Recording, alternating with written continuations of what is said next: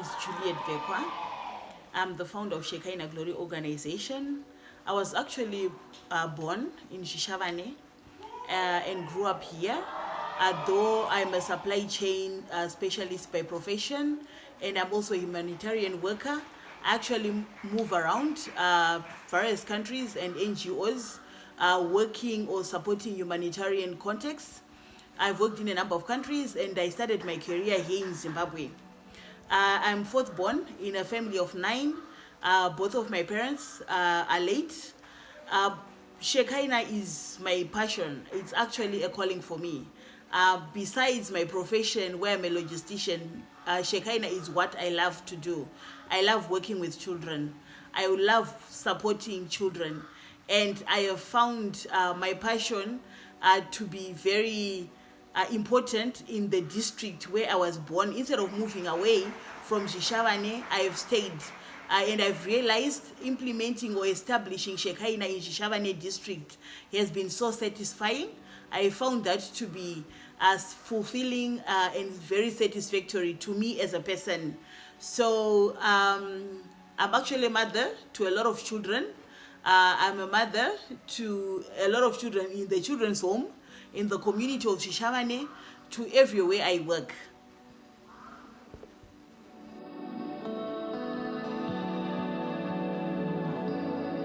Shekinah Glory was established in July 2016.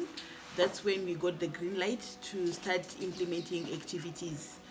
Our projects are currently implementing, we are currently working on the children's home, and we have recently established a skills training center, which is also a part of the children's home. We have a number of projects that are implemented under the PVO, which include sponsor child's education. We are currently sponsoring 108 children from ECD to tertiary level. We pay school fees. We also support children with uniforms and school stationery.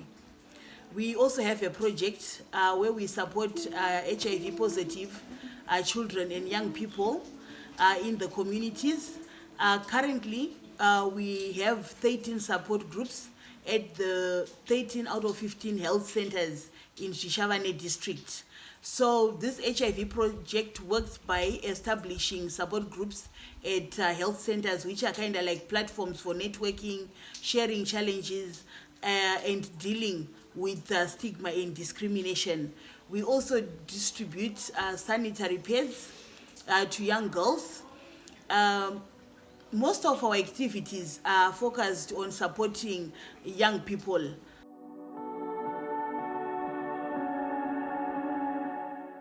I thought it was a good idea to join and also to learn from other leaders. It was really a good program for me, as I found the program and as a network, a platform for networking, for learning from other organizations and from other leaders or founders of organizations, charity or social startups.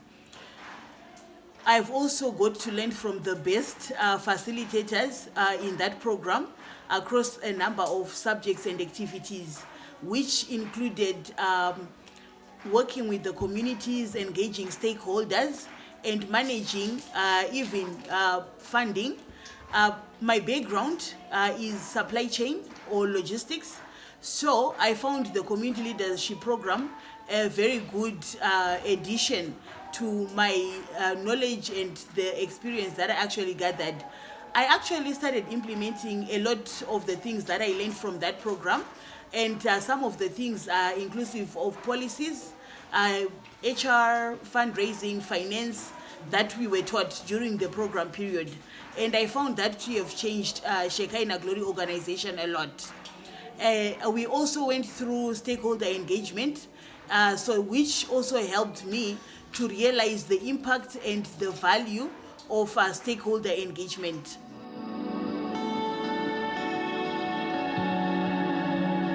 During the implementation of our activities or projects, most of the work that we do as Shekinah, especially with sponsor child's education, we don't focus on getting the brightest kids through school. For us, it's about giving children an opportunity or access to education.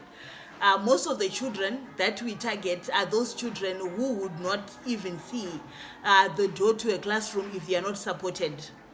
So for us, the importance is providing access to education more than providing financial support to the cream of the education system. 2019 and 2020 have been very complicated, or let me say 2020 and 2021. With the COVID-19, we have realized we have lost a number of our students. Mostly a lot of the girl children got married. So for us, it's not about these girls did not have access to education. They did not have somebody to pay their fees, or they did not have somebody to pay their exam fees, or they didn't have uniforms, or they didn't have school stationery. I think it was around the children were very idle for a very long time. So because they were idle and doing nothing, they started engaging in other activities, and mostly sexual activities. We lost a lot of girls to early child marriages. We lost a lot of girls to pregnancies, and they dropped out of school. This was actually very bothering, and I think as an organization or as a community, we need to focus more about talking to our children, understanding what they think, what they're going through, and advising them. I think the current generation is a bit more different to our generations or the generations before us, because they're a bit experimental. So I think as a community or as a system or as an organizations and other organizations, we need to focus on talking to young girls. How do we keep them in school? Because from what I've learned, it's not the school fees, it's not the stationery, it's not the school uniforms that keep these girls in school. It's a lot more. They need a lot more, because we lost a number of girls who got married. Everything was available. They were guaranteed of going back into school. Everything was paid for, but they left school, got pregnant, went and got married. So we need to actually look at what exactly do we need to address to make sure we keep these girls in school and we avoid early marriages or reduce them as much as possible. Thank you.